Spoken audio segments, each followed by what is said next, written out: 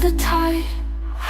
I'm paralyzed, can't find the words, caught in the silence, nothing's heard. Wanna bounce to you, but my feet won't move. What do I do? What do I prove? When everything's crashing down, I'm lost, can't make a sound. Eyes wide open, but the world's gone dark. Every thought's a shadow, every word's a spark.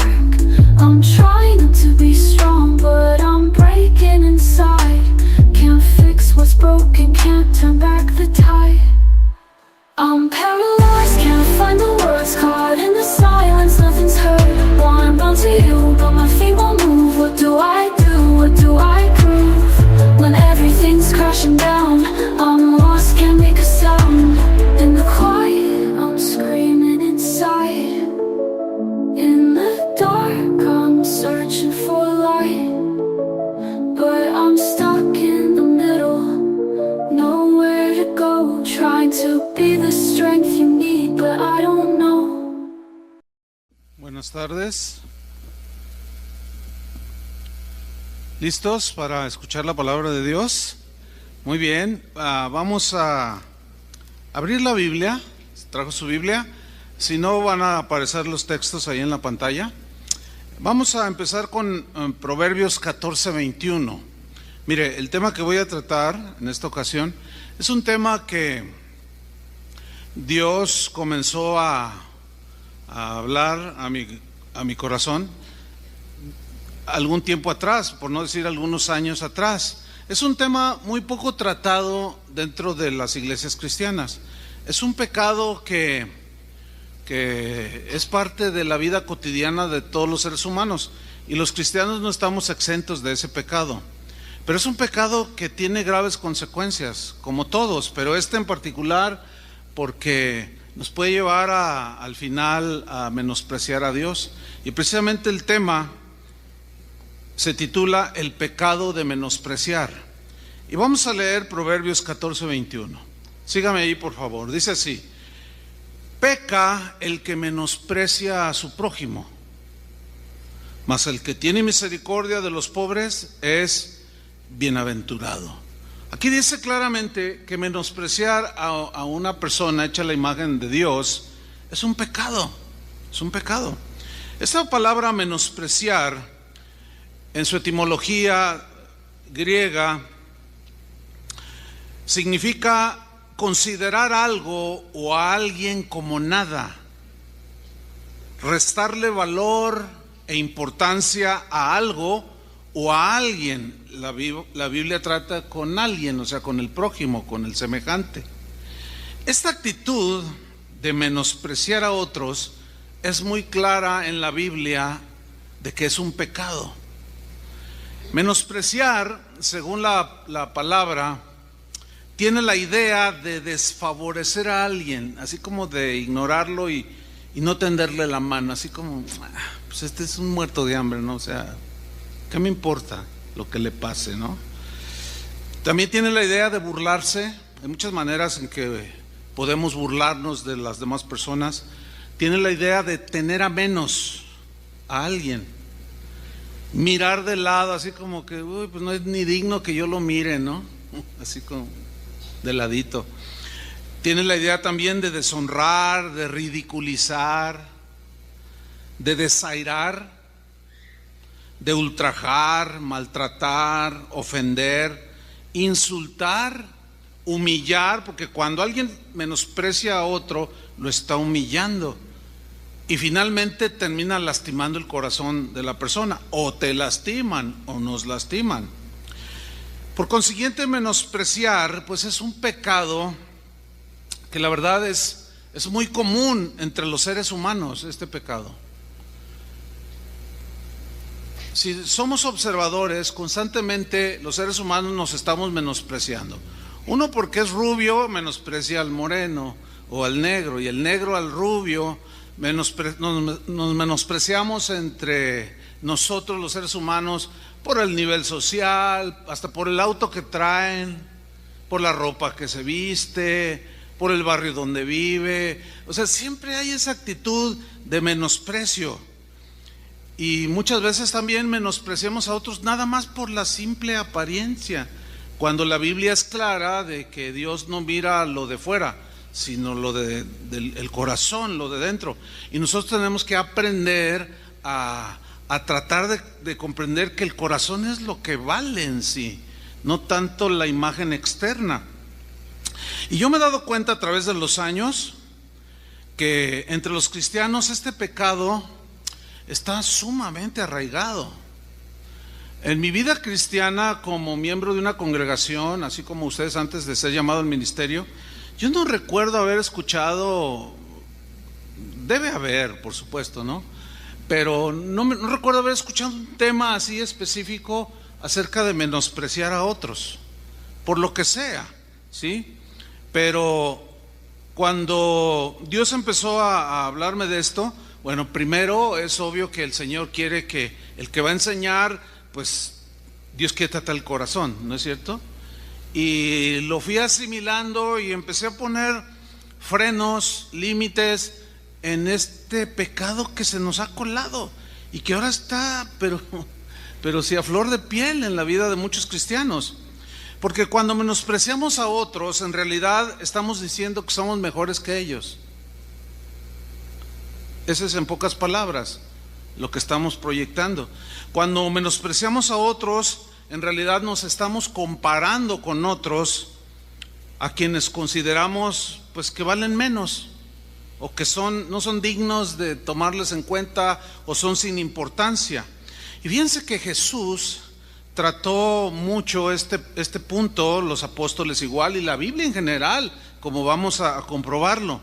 Por ejemplo, en Lucas 18:9, Jesús está poniendo una parábola, pero está hablando al corazón de unos con los que estaban allí reunidos, que él sabía la intención del corazón. Y dice en Lucas 18:9, dice: a unos que confiaban en sí mismos como justos. Cuando alguien confía en sí mismo como justo, o sea, como un hombre impecable, una mujer que no le hace mal a nadie, pero confían en sí mismos, está hablando de una soberbia, ¿sí? De un orgullo que lo hace actuar de cierta manera en relación con los demás. En este mismo versículo, en Lucas 18:9, se lee así en la versión en lenguaje sencillo. Dice: una vez Jesús estuvo hablando con unas personas, miren cómo es esta traducción, de esas que se creen muy buenas y que siempre están despreciando a los demás. Hay otra versión que dice: de esos que nunca aceptan que cometen errores. ¿Conoce gente que nunca acepta que comete errores? ¿Sí? ¿Conocen a uno o no? O a lo mejor somos unos de ellos. Bueno, no lo sé. Pues sí, efectivamente Jesús se refirió a aquellos que constantemente desfavorecen a otros, porque para ellos son sin importancia, ¿sí? Jesús está refiriéndose a aquellos que constantemente se burlan de otros seres humanos, que los tienen a menos, de aquellos que miran de lado con desprecio a los demás, que los deshonran, los ridiculizan, los desairan, los ultrajan, los maltratan, los ofenden, los insultan, los humillan y terminan lastimando el corazón por la actitud que hay de menosprecio. ¿Alguna vez has sentido tú el menosprecio de alguien? Se siente feo, ¿no es cierto? Pero ¿cuántos reconocen que también hemos menospreciado a otros? ¿Sí lo reconocen? Entonces también los otros sintieron feo. Entonces Jesús les dice una parábola. Dice en el versículo 10 de Lucas 18: dos hombres subieron al templo a orar. Al templo a orar, pues es que se va a la casa de Dios a orar. Orar es un privilegio, hermanos, porque orar es hablar directamente con Dios. Ese es un privilegio que Dios nos dio a los seres humanos que creemos en Él. Hablamos cara a cara. Es una actividad propia de alguien que tiene piedad y devoción a Dios. Orar, pero se puede orar con el corazón torcido. Miren lo que sucede. Subieron al templo a orar. Uno era fariseo y el otro era publicano. Ambos eran pecadores, como todos somos pecadores. Dice el versículo 11: el fariseo, puesto en pie, oraba consigo mismo de esta manera. Fíjate, Jesús habla de un fariseo y un publicano. ¿Quiénes eran los publicanos? Los publicanos eran judíos que cobraban los impuestos a favor de Roma. El problema con ellos es que abusaban de esa autoridad que les delegaba Roma para recaudar los impuestos, y abusaban de la gente y los extorsionaban y se enriquecían y eran soberbios, eran pecadores. Cuando alguien quería ofender al otro, lo comparaba con un publicano, o sea, así como diciendo, es sumamente pecador. Pero los fariseos, ¿quiénes eran? Porque habló de un fariseo y de un publicano. ¿Quiénes eran los fariseos? Bueno, los fariseos dentro de Israel, era como la élite de cierto grupo de personas que habían sido elegidos dentro de ellos mismos como representantes de la ley de Dios. Les llamaron fariseos. Eran muy estrictos. Entre otras cosas, los fariseos enseñaban la ley a la gente, la explicaban, pero tenían una particularidad: ellos no la obedecían. Jesús les recriminó, les dijo: ustedes atan cargas pesadas en los hombros de los discípulos y ustedes ni con un dedo las mueven. Les decían, por ejemplo, perdonen, y ellos no perdonaban. Les decían, diezmen, y ellos no diezmaban. Les decían, ofrenden, y ellos no lo hacían. Les decían, obedezcan, y ellos no lo hacían. Eso fue un rasgo peculiar de los fariseos. Ellos vivían una vida marcada por la hipocresía, vivían una vida falsa. Se creían mejores que los demás porque formaban parte de esta élite de seleccionados dentro de todo el pueblo de Israel, y su actitud era altanera, de menosprecio, era ofensiva hacia los demás, ¿sí? Se creían la crema innata de la religión judía. Pues estos fariseos, entre otras cosas, también fueron los principales enemigos de Jesús. Ellos se dedicaban constantemente a criticar a Jesús, constantemente acusaban a Jesús, constantemente menospreciaban las enseñanzas de Jesús. Ellos solían poner más énfasis en las cosas externas, en lo ritual, que en la condición del corazón. Y ellos, un día, bueno, hay muchos pasajes, pero uno de ellos, van con Jesús y le recriminan, dicen: a ver, ¿por qué tus discípulos cuando comen no se lavan las manos? Pero era un tono ofensivo, así como diciendo, ¿qué con ustedes? Entonces Jesús les dijo, ahora, los fariseos tenían un ritual que se lavaban las manos de manera literal, pero le atribuían poderes santificadores a un ritual, y los ritos no salvan, no tienen poderes de ninguna clase, mostrando pues que ellos le daban más énfasis a lo externo que a lo interno. Entonces Jesús les dijo, no, nadie se va a contaminar por comer con las manos espiritualmente, con las manos sin lavar. Dice, lo que verdaderamente contamina al hombre es lo que sale del corazón, que es lo que ustedes deben arreglar, porque del corazón salen los malos pensamientos, salen los adulterios, los homicidios, las estafas, todo eso contamina y daña a los demás. Pero comer sin lavarse las manos no contamina espiritualmente a nadie. Pues esos eran los fariseos, pero ambos eran pecadores. Entonces volvamos a la parábola, Lucas 18:11. El fariseo, puesto en pie, oraba consigo mismo. Ahí vemos una actitud. En realidad, aunque mencionó a Dios, no tomaba en cuenta a Dios. Oraba de esta manera, diciendo, Dios, te doy gracias porque no soy como los otros hombres. Uy, qué humildad, ¿no? Dices, ladrones, son ladrones, y voltea a ver a otros, ¿verdad? Yo no soy como los otros hombres, ladrones, injustos, adúlteros. Y luego está el publicano allí, dice, ni aún como este publicano. Qué actitud tan espantosa. Y luego empieza a decir lo bueno que él era. Ayuno 2 veces a la semana. Bueno, ayunar es bueno, es una actividad espiritual que los cristianos han usado a través de los siglos como un medio para afligir la carne, estar tranquilos, buscar a Dios en la búsqueda de su voluntad, etcétera. Es una actividad de tipo espiritual, pero él ayunaba 2 veces a la semana, 8 veces al mes y un montón de veces al año. Aparentaba una piedad que en realidad no tenía, porque ayunaba, pero su corazón seguía menospreciando a los demás. Su corazón seguía lleno de soberbia, y no sirve de nada para aquel cristiano que ayuna, pero su corazón está torcido. No sirve de nada.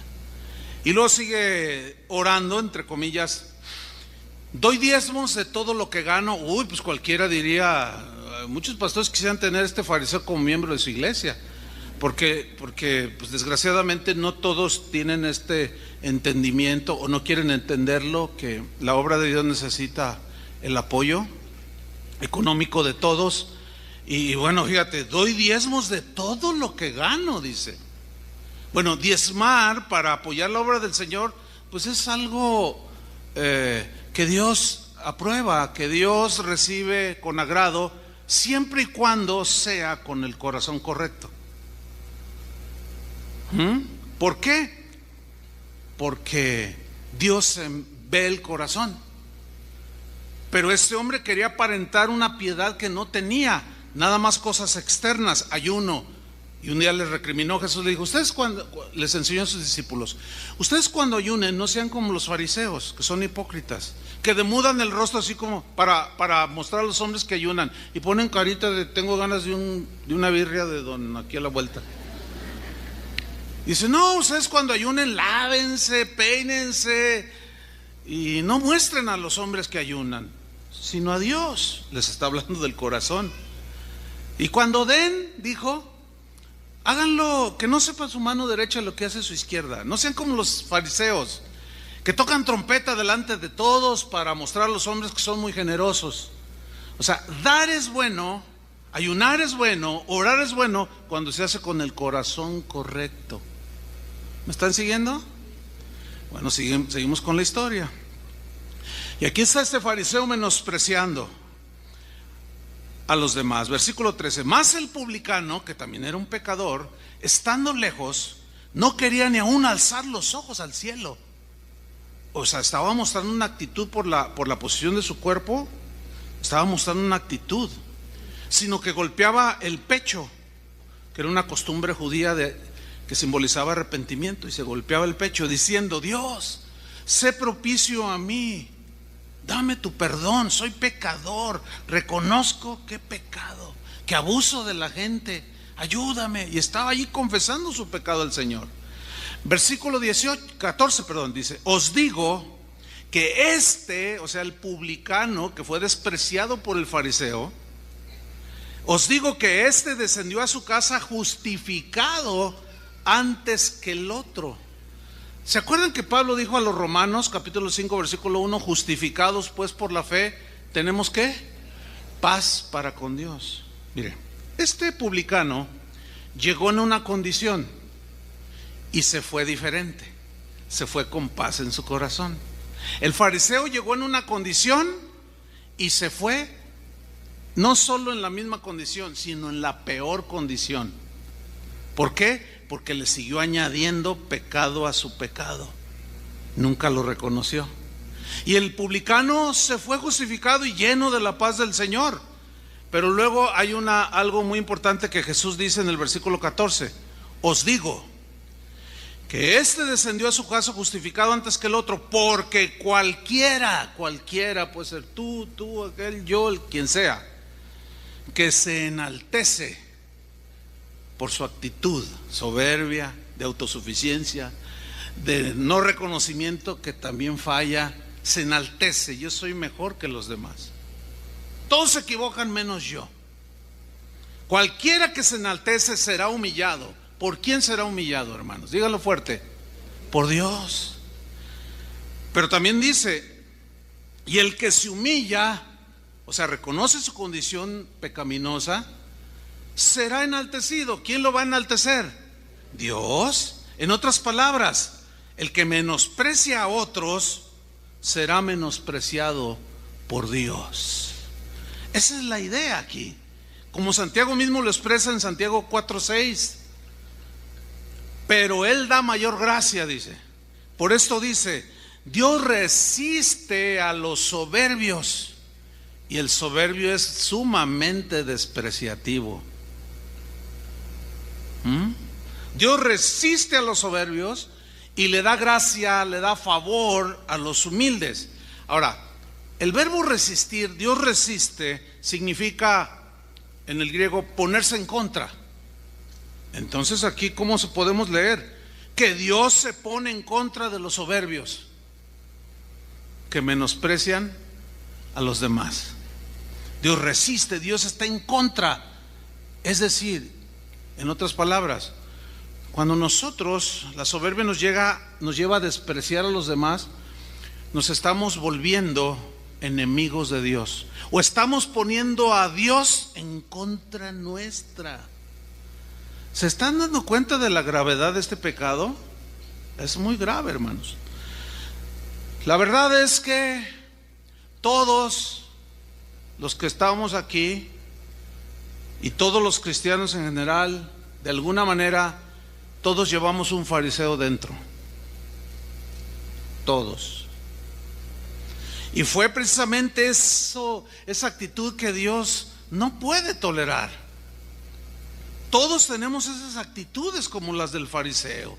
Actitudes que no agradan a Dios, que van en contra del Espíritu de Dios, que van en contra del amor fraternal, que van en contra de la unidad del cuerpo de Cristo por el desprecio que hay en el corazón hacia otros. Fíjense, en una ocasión a Jesús estaba enseñando, estaba cansado, probablemente tenía hambre, sed, pues era un humano como nosotros. Y él andaba haciendo bienes a la gente, dice la Biblia, andaba predicando, pero oraba por los enfermos, hablaba con ellos, les enseñaba por largas horas. Y hay un pasaje en Mateo 19:13, cuando dice que entonces le fueron presentados unos niños. Hay una versión que dice, entonces había unas madres que llevaron a sus hijos delante de Jesús. O sea, les presentaron a los niños, pues se entiende que eran los padres, ¿no? O la mamá, que comúnmente eran las que siempre llevaban a los niños de la mano. Y se los presentaron para que pusiese las manos sobre ellos y orase. Algo habían visto estas madres cuando Jesús ponía las manos en las personas, sanaban, eran transformadas, liberadas, bendecidas. Y ellos dijeron, bueno, pues la edad más tierna de un ser humano son los niños, donde pues son un retrato de la inocencia los niños. Vamos a llevar a nuestros hijos para que Jesús les ponga las manos y los bendiga. Entonces ellas se acercan a presentarle a esos niños y mire qué hacen los discípulos. Los guaruras del Señor se autonombraron guardaespaldas del Señor y los discípulos les reprendieron a las mamás, no, sáquense con sus mocosos. Bueno, eso no dice la Biblia, obviamente, ¿no? Pero se entiende porque aquí el verbo reprender es no aceptar que se acerque nadie, es desechar, es hacer a un lado, es menospreciar a los niños. Y miren la reacción de Jesús. Pero Jesús dijo, dejad a los niños venir a mí y no se lo impidáis, porque de los tales es el reino de los cielos. Y habiendo puesto sobre ellos las manos, o sea, les concedió el deseo a sus madres de ponerle las manos y bendecirlos, no los discriminó. Miren, los niños, hermano, son una bendición de Dios. Toda congregación que se precie ser cristiana, tiene que tener un cuidado especial, hablando en sentido congregacional, desde el más pequeñito hasta el más ancianito. Tiene que haber ministración para todos. A veces yo he notado a través de los años, cuando estoy con pastores, y es muy más común de lo que ustedes se imaginan, no falta las preguntas de este tipo. Hola pastor, ¿y tú de dónde eres? No, pues de tal ciudad. Y empieza uno a conocerlos. Y no falta la típica pregunta: ¿y cuántos miembros tienes en tu iglesia? ¿Y sabe qué contesta el 95%? Dice, bueno, ahorita somos como 180 adultos. Dice, entonces cuando yo escucho algo, que se pregunta, que yo estoy allí, digo, 180 adultos, no hay niños.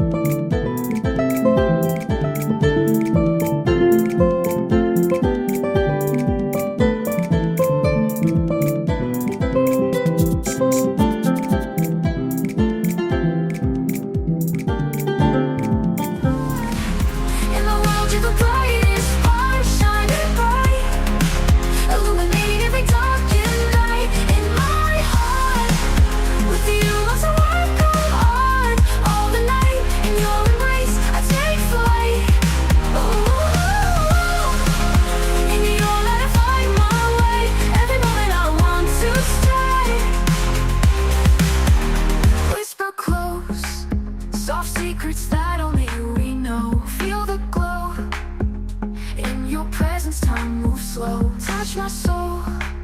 Your love's the fire that makes me whole, and it shows.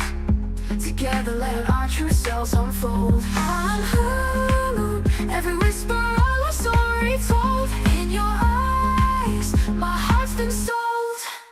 You are a star in the world. You're the brightest part, shining bright, illuminating every darkened night. In my heart, with you, lost a work of art. All the night, in your embrace, I take flight. Oh baby, with you every day feels right. In your love, I find my light. Stay with me, let's dance under the moonlit sea. Just be free. In your arms I find my plea. In your light I find strength, I find my might. I believe in this love we're meant to be. Dios, ¿quién? Digan todos, Dios. Dios ha colocado a los miembros, cada uno de ellos, en el cuerpo. O sea, tú. Dios nos puso en el cuerpo de Cristo para una función específica. ¿Son todos ojo? No. ¿Son todos oreja? No. ¿Nariz? No. ¿Son todos pie? No. Entonces, no. Somos diversos. Formamos de manera diversa un mismo cuerpo, el cuerpo de Cristo. Cada quien hace una función. Pablo les dice a los corintios también: ¿son todos apóstoles? No. ¿Son todos profetas? No. ¿Son todos maestros? No. ¿Hablan todos lenguas? No. ¿Interpretan todos lenguas? No. ¿Todos tienen dones de sanidades? No. Siempre la respuesta es no. ¿Por qué? Porque no todos tenemos la misma función. Ahora, fíjate la sabiduría que Dios le dio a Pablo para enseñar a los corintios, porque dice en el versículo 18 que Dios colocó a cada uno en el cuerpo como Él quiso. O O sea, Dios es soberano y Él hace como quiere. Versículo 19. Porque si todos fueran un solo miembro, ¿dónde estaría el cuerpo? Pero ahora, dice, son muchos los miembros. Esta congregación, hermanos, es parte de la iglesia de Jesucristo en Guadalajara, que unida, o sea, junto con las demás iglesias cristianas de esta ciudad, somos parte del cuerpo de Cristo que está formado por todas las iglesias alrededor del mundo. Solo somos una parte. Y cada parte del cuerpo es distinta. Hay mucha semejanza entre, por ejemplo, las dos manos, los dos ojos, pero hacen distintas funciones. Si usted es diestro, pues nada más hace todo con la derecha. Si es zurdo, pues con la izquierda. Entonces ahí ya no hay una igualdad exacta. Entonces dice, pero ahora, dice el 20, son muchos los miembros, pero el cuerpo es uno solo. Ni el ojo puede decirle a la mano, no te necesito. Oiga, qué actitud, no te necesito. Pero eso es muy común. No necesito de ti, ¿eh? Ah, no. Es como esto, mire. Es como si mi mano izquierda le cae mal a la mano derecha. ¿Y por qué le cae mal mi mano izquierda a la mano derecha? Pues porque es casi inútil y a mí sí me usa, pues yo soy diestro. Y de pronto, como le cae mal la mano izquierda a la mano derecha, de pronto la mano se pone allí y la mano derecha toma un machete y ¡zas! Y rueda la mano por allá. Y le dice a la derecha, no tengo necesidad de ti. Ah, no. ¿Ustedes creen que es verdad eso, que no tengo necesidad de ti? Bueno, pues cuando vayas a hacer algunas ciertas cosas, vas a necesitar la ayuda de esa otra mano. Por algo Dios nos dio dos. ¿Sí? Y dice en el versículo 22, antes bien, en el 21 dice, ni tampoco la cabeza le dice a los pies, no tengo necesidad de vosotros. No sirves para nada, no te necesito. Eso es menospreciar. Y nadie en su sano juicio menosprecia ninguna parte de su cuerpo, ¿verdad que no? Ahora fíjate lo que dice el 22. Antes bien, los miembros del cuerpo que parecen más débiles son los más necesarios. ¿Se han puesto a pensar alguna vez por qué Dios puso pestañas en el párpado y cejas? Si no tuviéramos cejas ni pestañas, ¿saben qué sucedería con los ojos? Constantemente estuviéramos lagrimeando, llorando. ¿Por qué? Por el polvo que cae y se detiene en las cejas. Por eso hay que limpiárselas todos los días. Y las pestañas, parece la función de la pestaña, protección para los ojos. Y quizás alguno de ustedes sea un pelito de una pestaña. Y si usted se menosprecia, estaría pecando también. Ay, pues yo ¿qué soy? No, pues yo soy un pelo del... No, pero es necesario. Y el ojo no puede decir, no tengo necesidad de las pestañas. Dele una lección al ojo. Arránqueselas todas y rasúrese toda la ceja para que vea. Entonces el ojo se va a dar cuenta y va a empezar. Y todos, ay, ¿qué tienes en tu ojo derecho? Todo rojo. Ay, pues no sé. Oye, ¿y el hermano ceja? ¿Y la hermana pestaña? No, pues las arranqué porque no las necesito. Oye, no, te dañaste a ti mismo. Ese es el gran pecado entre los cristianos de hoy, que nos menospreciamos unos a los otros. Yo les mencioné que esto no surgió ayer que preparé el mensaje, nada más armé el bosquejo de todo un proceso que el Señor ha venido tratando primeramente conmigo. Esa es la verdad. Yo reconozco que muchas veces me excedí y caí en ese pecado, aún enseñando la palabra de Dios. Pero bueno, siempre hay tiempo para rectificar, ¿sí o no? Y bueno, para rectificar y pedir perdón y poner un alto. Y yo dije, no, ya Señor, ayúdame, porque todo este tiempo al presente que Dios me ha mostrado este mensaje, yo palpé que todos los días me enfrento en situaciones en las cuales puedo manifestar mi desprecio o mi menosprecio a más de uno. Pero el Espíritu Santo ha estado ahí porque yo se lo pedí. Le dije: Señor, no me pases ni una sola. Así es que ahora, pues abrazo a un chiva. Es una ilustración nada más. Porque algo sí ha pasado en mi corazón. Yo le soy sincero, sí ha pasado algo. Sí, Dios ha tratado conmigo y me reprendió y me dijo: ya frena eso, ya párale eso. Entonces yo me afirmé y dije: no, sí, está bien, Señor, pero ayúdame. Y yo les confieso, el Señor me ha ayudado. Pueden hacer lo mismo todos. ¿Cuántos saben que se murió Fidel Castro? Sí, y bueno, a los 10 minutos del anuncio de su fallecimiento, ya estaban los memes en internet, algunos burlándose. Gente, muchos jóvenes allá en Cuba, yo vi las escenas en la televisión, llorando. Lo amaban, bueno, lo amaban. Pero luego hubo un contraste en Miami, los cubanos celebrando que se murió. O sea, eso es grotesco. Celebrar que alguien se murió porque se lo merecía. Si somos objetivos, todos merecemos la muerte, porque la paga del pecado es la muerte. Pero alegrarse en la muerte de alguien, quien haya sido, es grotesco. Y para un cristiano ahora sí que no tiene nombre, que un cristiano se pueda alegrar con alguien y que en el fondo del corazón lo menosprecie. Y bueno, alguien me mandó un meme que me hizo reír, porque no era burlándose de su muerte, pero algo de lo que él como gobernó.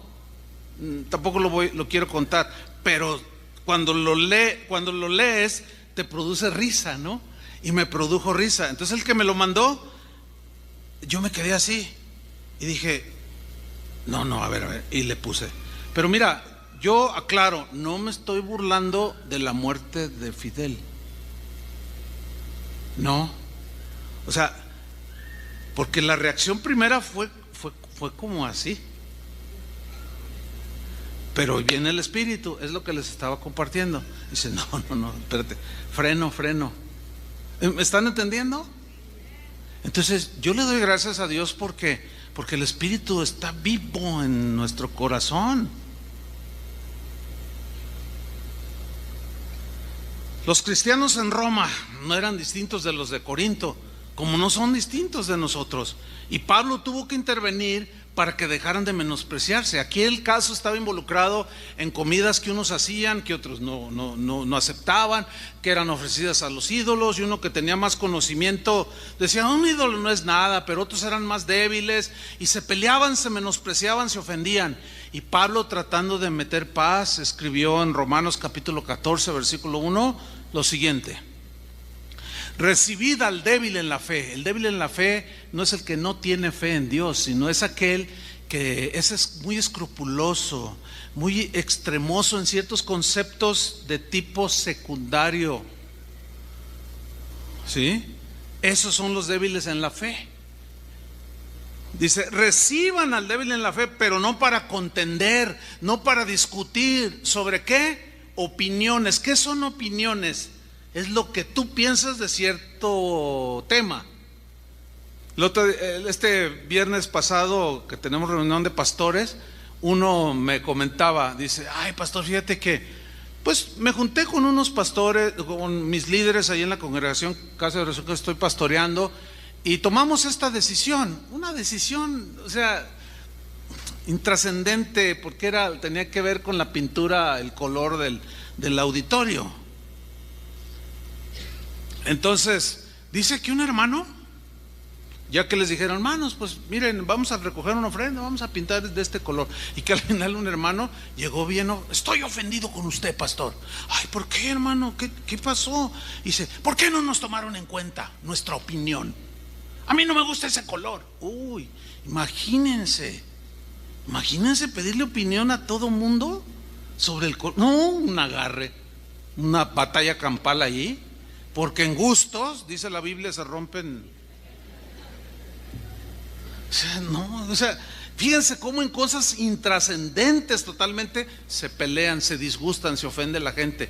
Pues aquí en asuntos de comida y en otras cosas es muy común que nos despreciemos el uno al otro. Entonces dice, recíbanse, pero no para pelear sobre opiniones diferentes. No, dice el versículo 2, porque uno cree que se ha de comer de todo. O sea, le entra la vitamina T, como dice Toño Ortiz, ¿verdad? Tortas, tacos, tlacoyos, todo, le entra todo, dice. Y otro que es débil, come legumbres. O sea, diferentes conceptos en cuanto a la alimentación. Pero estaba sucediendo que se menospreciaba en versículo 3, porque Pablo dice, el que come, o sea, que le entra todo, que no tiene cargo de conciencia, que no, todo está bien, damos gracias a Dios. El que come, dice, no menosprecie al que no come. No lo desvalorice, no le quítate para allá, inmaduro. No, dice, y el que no come, no juzgue al que come, porque Dios le ha recibido. ¿Tú quién eres que juzgas al criado ajeno? Para su propio Señor está en pie, o cae, pero estará firme, porque poderoso es el Señor para hacerle estar firme. Versículo 5. Uno, aquí tenemos a uno, hace diferencia entre día y día. Otro, acá está otro, juzga iguales todos los días. Cada uno esté plenamente convencido en su propia mente. O sea, da un límite, mejor dicho, en el aspecto de la libertad, de gustos, de cosas intrascendentes, vamos, en cuestiones de comida o cosas que no trascienden hacia la salvación, o en la vida espiritual la Biblia nos da cierta libertad. Y ahí es donde justamente algunos cristianos escrupulosos, demasiado escrupulosos, ponen el gran énfasis. Dice aquí, unos hacen caso del día, otros hacen diferencia entre día y día, otros juzgan iguales todos los días. Aquí tenemos a uno que hace diferencia entre día y día, o sea, es muy observador de los días. Por ejemplo, yo les he puesto en otra ocasión este ejemplo, esta ilustración. Mi esposa, para ella le es muy importante celebrar los cumpleaños de los hijos, de ella, el mío, pero yo soy totalmente distinto. A mí me son iguales todos los días.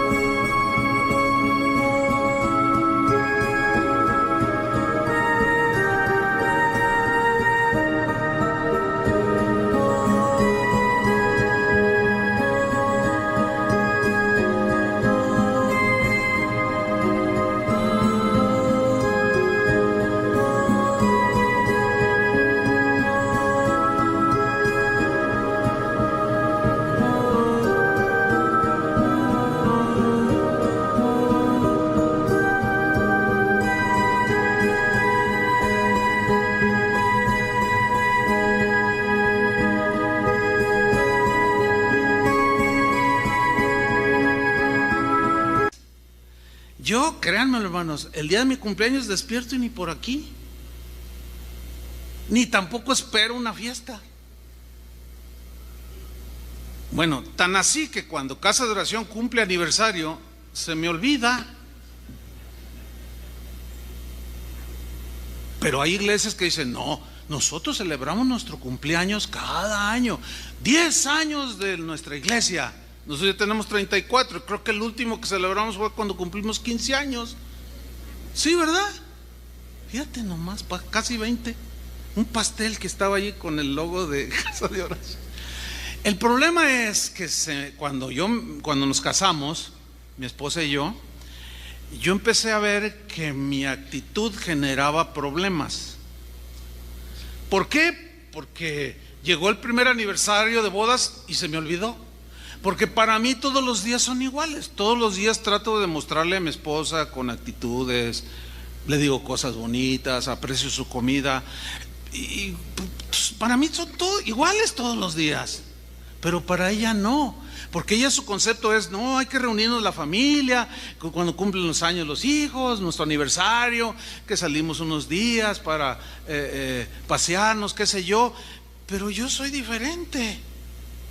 Entonces yo no puedo obligarla a ella, ni debo obligarla a que sea como yo, porque eso va a generar contienda. Y tampoco ella me debe obligar a ser como ella. ¿Cómo se concilia esto?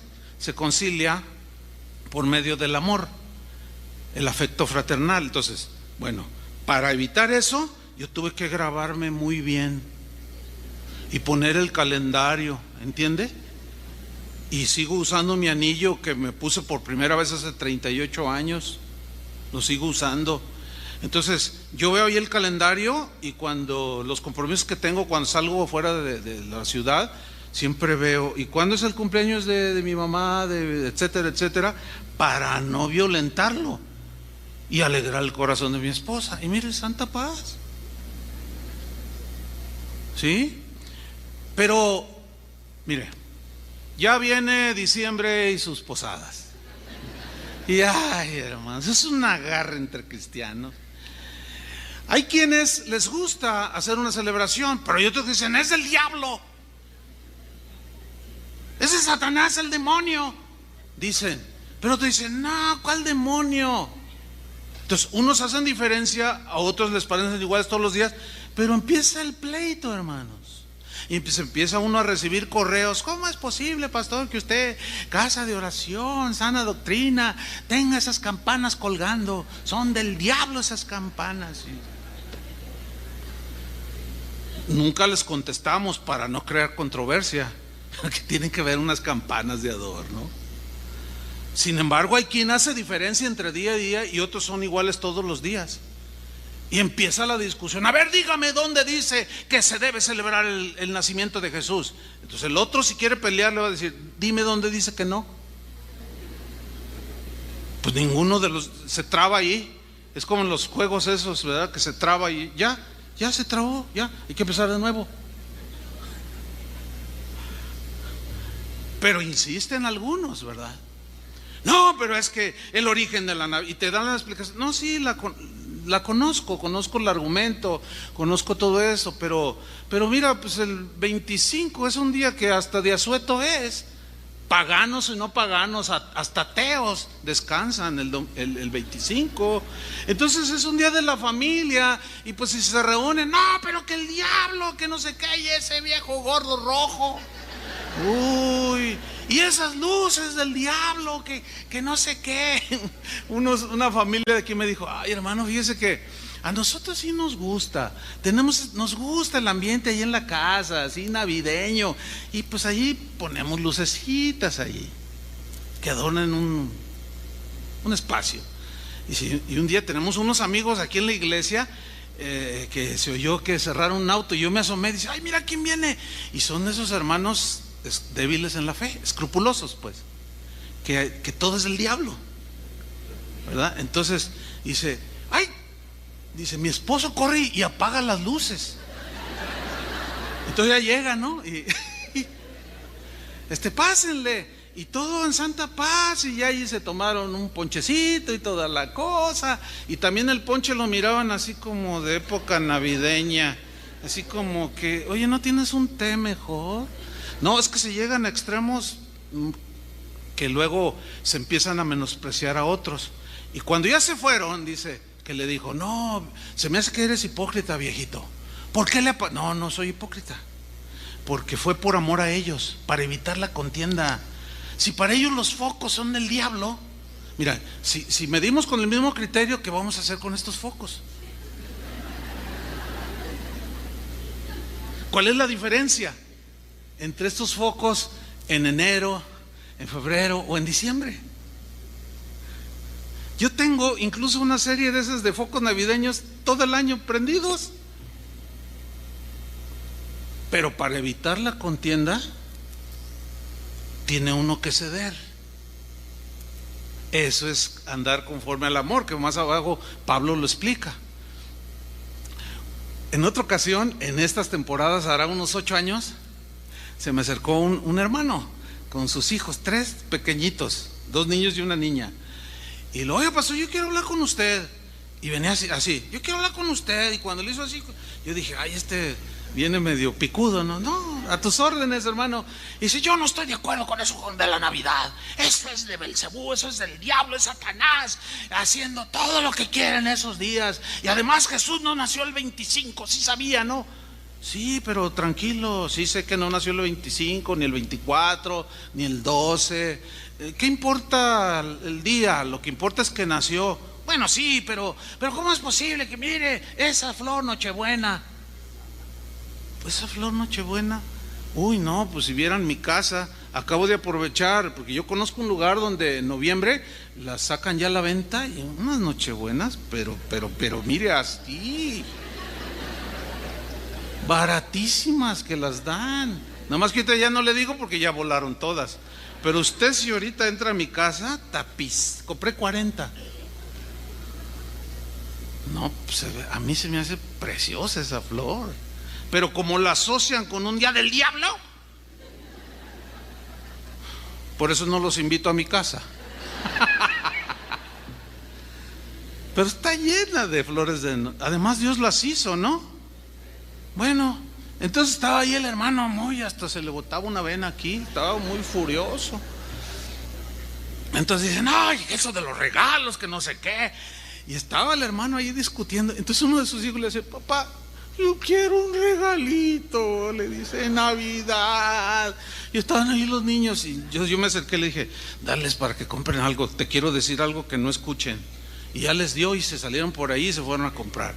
Le dije, hermano, ok, si para ti eso es del diablo, es del séptimo infierno, de todo, mira, el 25, ellos ahí donde vive se van a levantar y no van a estar ahí bobeando. Con los otros niños sacan su carrito, sacan sus cositas, están jugando. Mira, no lo celebres, pero...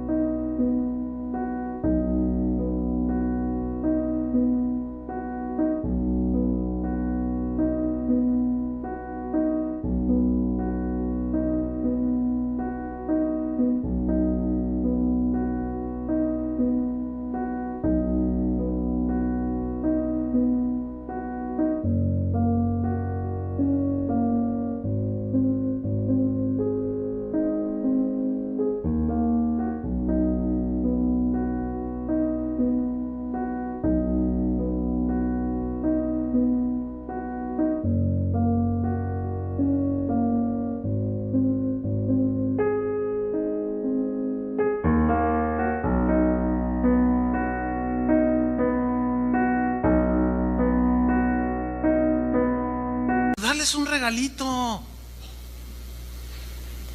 ¿No viste a tu hijo? ¿No viste a tu hijo? Bueno, sí, pero yo no lo quiero introducir en los caminos de Satanás. Híjole, qué difícil es, ¿no? Pero mira, él es un niño y regálale algo. Dice, bueno, quizás tenga razón, pastor. Y sí, les compró. Y miren qué cosa.